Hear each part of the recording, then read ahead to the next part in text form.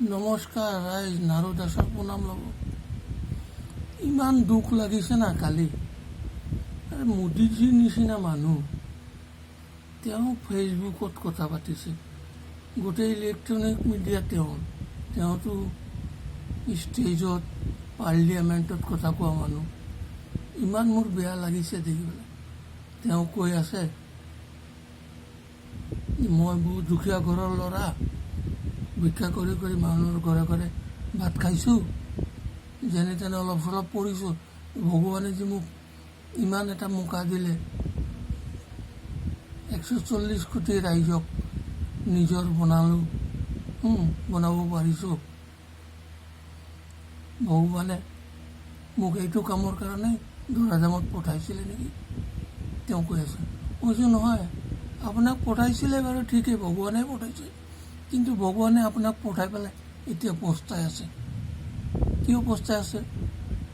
ভগৱানে কৈ আছে, মোক কৈ থাকে, মোৰ লগততো ভগৱানৰ ডাইৰেক্ট কানেকশ্যন আছে। মই গাৰুত মাথা লগালে মোৰ ওচৰত ভগৱান আহি কথা পাতে। ভগৱানে পস্তাই আছে এইটো কাৰণে যে আপুনি লোকৰ বস্তুবিলাক বেছি দিলে, ৰাইজৰ পৰা বেছি দাম দি পইচা লৈ আপুনি গোটাই নিজৰ মানুহক দি পেলাই ভাৰতৰ পৰা ভগাই দিলে। সেইকাৰণে ভগৱানে দুখ পাই আছে। ভগৱানে কৈ আছে এই কামখিনি নাৰুক দিলে ভাল আছিলে। ইটো সৰুৰ পৰা বিস্কুট বনাই বজাৰে বেছি ক্লাছ 10 লৈকে পঢ়ি মাৰ্কেটিঙত চাকৰি কৰিছিলে। কৰি যেতিয়া 5জন মানুহক খুৱাব পৰা নাই, তেতিয়া তেওঁৰ ভগৱানৰ ওচৰত ঝাৰখণ্ড দেওঘৰ গণেশজীৰ ওচৰত গৈ ক'লে, তেওঁক এটা পথ দেখাই দিলে নাৰুৱে আহি 900 টকা অলপ জমাইছিলে মাৰ্কেটত চাকৰি কৰি, সেই টকাৰে ৰাইজৰ সেৱাত লাগি গৈ গোটেই ডিষ্ট্ৰিক্টৰ 10-15 লাখ ৰাইজৰ সেৱা কৰিব পাৰিছিলে। মোৰে ভুল হৈছে, মই নাৰুক দিব লাগিছিল। আচ্ছা ঠিক আছে, ভগৱানৰ ভুলটো ঠিক আছে। ৰাইজ, এতিয়া কথাটো আপোনালোকে মনত ৰাখক। মই আপোনালোকক নিবেদন কৰিছোঁ, মোৰ হাতততো এতিয়া তামোল খাবলৈ পইচা নাই। মোদীজীয়ে যদি মোক হাজিৰা দিয়ে, মই 2টা ৰাজ্যৰ সেৱা কৰি দিম। আৰু কিয়, মইতো সেৱা কৰিবই লাগিব। মই এইটোৰ নিবেদন কৰিছিলোঁ। আপোনালোকে চবে মিলি 5জনক কথাটো জনাই দিলে হ'ব। তেওঁতো কৈছিলে ছেভ কৰি সকলোক শ্বেয়াৰ কৰিবলৈ।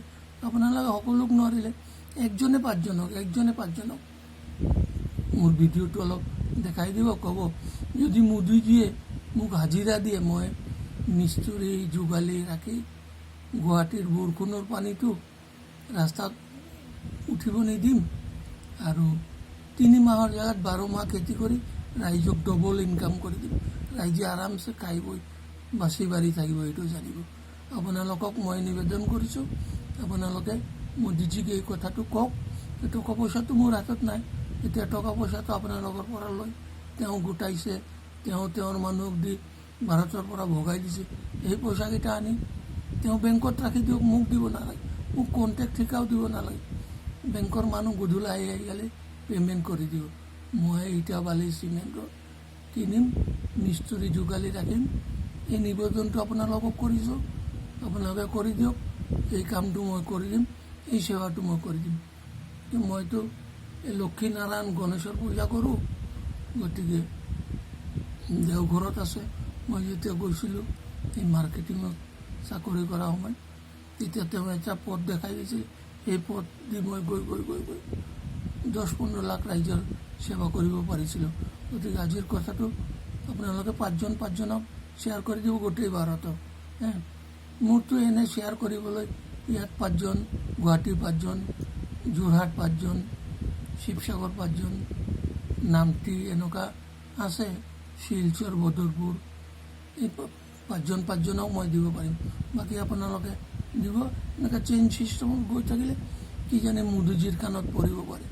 এই নিবেদনটো স্বীকাৰ কৰিব। নাৰু দাসৰ প্ৰণাম ল'ব। নমস্কাৰ, প্ৰণাম।